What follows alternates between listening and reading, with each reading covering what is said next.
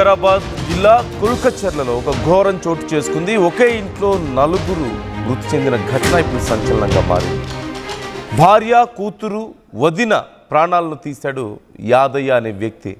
అయితే ఆ సమయంలో తండ్రి నుంచి పారిపోయి తన ప్రాణాలను దక్కించుకుంది పెద్ద కూతురు. ముగ్గురు ప్రాణాలను తీసిన తర్వాత యాదయ్య బలవన్మరణానికి పాల్పడినట్లుగా తెలుస్తుంది. మృతులు భార్య అలివేలు, కూతురు శ్రావణి, వదిన హన్మమ్మగా తెలుస్తోంది. భార్య వయసు 32 ఏళ్ళు, కూతురు వయసు 10 ఏళ్ళు, అలాగే వదిన హన్మమ్మ వయసు 40 ఏళ్ళుగా తెలుస్తుంది. కుటుంబ కలహాలతోనే ఇంత దారుణానికి పాల్పడ్డాడంటూ సమాచారం అందుతోంది. ఈ అంశానికి సంబంధించి పోలీసులు ఏమంటున్నారో ఒకసారి చూద్దాం.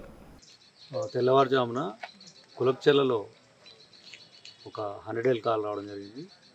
దాన్ని అటెండ్ చేస్తే అక్కడికి వెళ్ళి చూస్తే యాదయ్య అనే వ్యక్తి అతని భార్యని, చిన్న బిడ్డని, వాళ్ళ వదినని, ముగ్గురిని,